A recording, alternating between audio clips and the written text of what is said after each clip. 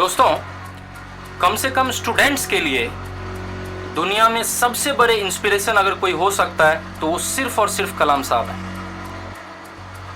इससे बड़ा एग्जाम्पल एक स्टूडेंट के लाइफ में नहीं हो सकता है, इससे बड़ा इंस्पिरेशन नहीं हो सकता है। दोस्तों, उन्होंने अपनी ऑटोबायोग्राफी एक बुक के फॉर्म में लिखी है, एक किताब में लिखी है जिसका नाम है विंग्स ऑफ फायर। वो उन्होंने इसलिए नहीं लिखी है ताकि वो कितने फेमस हैं, उन्होंने कितना ज़्यादा अचीव किया है, उनका कितना नेम फेम है, ये उन्हें नहीं दिखाना है। वो कहते हैं कि मैंने ये ऑटोबायोग्राफी इसलिए लिखी है सो दैट मेरी ये स्टोरी हो सकता है कि किसी मायूस बच्चे तक पहुंचे, जो किसी गुमनाम सी जगह पर रह रहा हो, जो समाज के किसी निचले हिस्से से हो, वो ये पढ़े और उसे चैन मिले, उसकी उम्मीद रोशन हो, ये उस बच्चे को ना उम्मीदी से बाहर निकाले और वो बच्चा इन गरीबी को, इन प्रॉब्लम्स को मजबूरी ना समझे। ऐसे बनते हैं कलाम। 18 जुलाई 1980 इंडिया का पहला सैटेलाइट लॉन्च व्हीकल उड़ा जिसका नाम था रोहिणी। यह सक्सेसफुल हुआ। पूरे देश ने इस काम के लिए कलाम साहब को काफी सराहा क्योंकि इस प्रोग्राम के डायरेक्टर थे और इंडिया उन कुछ गिने चुने मुल्कों में एक बन गया जिनके पास एसएलवी की काबिलियत थी और ये पूरी कोशिश भी इंडिया बेस्ड थी, स्वदेशी थी। वो काफी खुश थे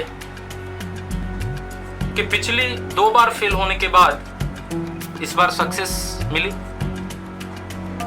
लेकिन दुखी भी थे। उनके मन में एक मिक्स्ड फीलिंग थी कि जिन लोगों के बदौलत वो यहाँ पहुंचे थे वो लोग अब नहीं थे। इधर उनके पेरेंट्स, उनके जीजा विक्रम साराभाई, इन सब लोगों को याद करते रहे। एक दिन प्रोफेसर धवन ने उन्हें तब के प्राइम मिनिस्टर इंदिरा गांधी से मिलाने बुलाया दिल्ली, लेकिन उनके मन में एक उलझन थी और जो वो मानते हैं कि हमेशा ही रही उनके मन में ये उलझन कि वो हमेशा आम कपड़े पहनते थे, आम लोगों की तरह, और पांव में एक स्लीपर चप्पल पहना करते थे। अब सवाल ये था कि पीएम से मिलने जाना था और ये लिबास तो उस लायक कम से कम नहीं था। उन्होंने प्रोफेसर धवन से अपने मन की ये दुविधा, ये उलझन बताई। प्रोफेसर धवन ने उन्हें समझाया कि तुम कपड़ों की फिक्र मत करो, तुमने कामयाबी की जो लिबास पहन रखी है वो काफी है। दोस्तों, सादगी से इंसान की पहचान नहीं होती। आप काम क्या करते हैं उससे पहचान होती है। आप बड़े महंगे कपड़े पहन लें, महंगे गाड़ियों में घूम लें, बड़े एसेट्स हो आपके पास, उससे आपकी पहचान नहीं होती। जिसको कलाम साहब ने ताउम्र जिंदगी भर फॉलो किया और उन्हें 26 जनवरी 1981 को इस काम के लिए पद्म भूषण अवार्ड से नवाजा गया। 1982 में DRDL की जिम्मेदारी उन्हें दे दी गई और वहां पे कई सारे प्रोजेक्ट शुरू हुए। इस पूरे स्पेस प्रोग्राम में एक तेजी आई। पृथ्वी, त्रिशूल, आकाश, नाग, अग्नि, ऐसे कई सारे मिसाइल्स, वो भी इंडिया बेस्ड स्वदेशी मिसाइल्स बनाने का प्रोग्राम स्टार्ट किया गया गवर्नमेंट की तरफ से और इन सबको कलाम साहब लीड कर रहे थे। तब मिसाइल टेक्नोलॉजी दुनिया के कुछ गिने चुने देशों के पास ही हुआ करती थी और इसलिए सबकी निगाहें भारत पर थी। वो कहते हैं कि उनके एक और टीम के मेंबर प्रोफेसर ब्रह्म प्रकाश, उनसे भी उन्होंने काफी कुछ सीखा। उनसे उन्होंने विनम्रता सीखी, अपने से छोटों की रिस्पेक्ट करना सीखा। जैसा कि हम सब जानते हैं कि दोस्तों, कलाम साहब एक डाउन टू अर्थ पर्सन थे और ताउम्र रहे। किसी से उनकी किसी भी तरह की कंट्रोवर्सी देखने को नहीं मिलती है।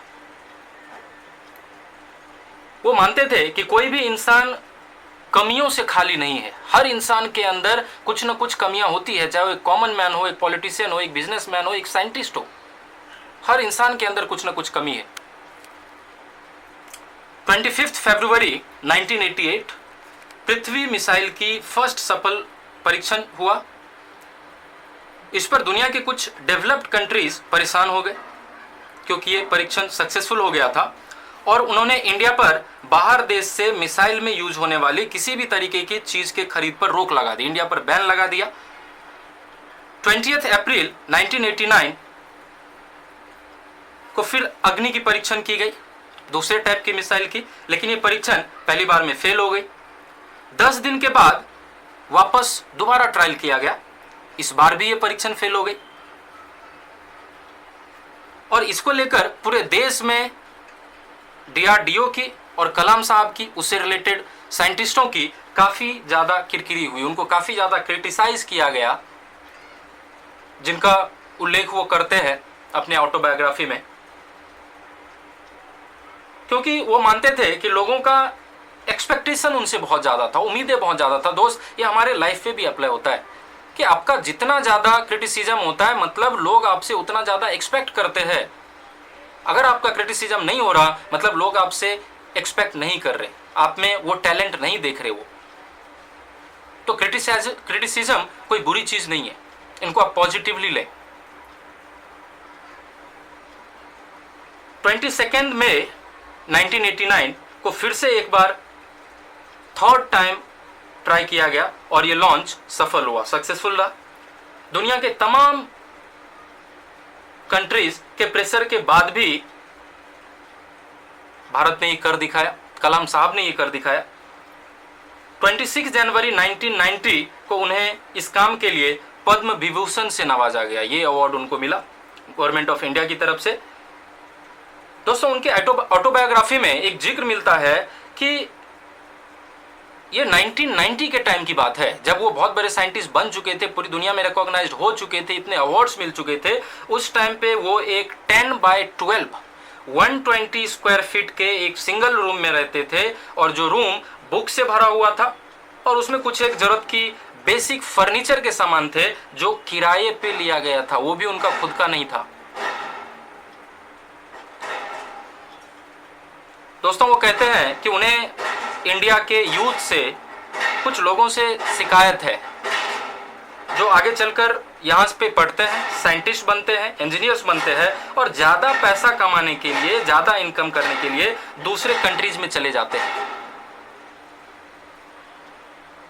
लेकिन उनका सवाल है कि क्या ये आदर, ये रिस्पेक्ट, ये मोहब्बत, ये लव, ये सम्मान जो आपको अपने मुल्क से मिलती है, अपने देश के लोगों से मिलती है, क्या आपको ये आप दूसरे देश में कमा सकते हैं? नहीं। 15 अक्टूबर 1991 कलाम साहब करीब 60 साल के हो चुके थे, रिटायरमेंट का समय नजदीक था। उन्होंने अपने मन की बात बताई है कि वो चाहते थे कि वो बच्चों के लिए एक स्कूल ओपन करें और दूसरी ख्वाहिश कि अपने लाइफ के एक्सपीरियंसेस को वो ऑटोबायोग्राफी के फॉर्म में लिखकर लोगों तक पहुंचाएं, ताकि उन्हें सुनकर शायद कुछ स्टूडेंट्स को मदद मिल सके। मसले, मुश्किलें, तकलीफें जिंदगी का हिस्सा है दोस्तों, बस आपको लास्ट तक हौसला नहीं छोड़ना चाहिए।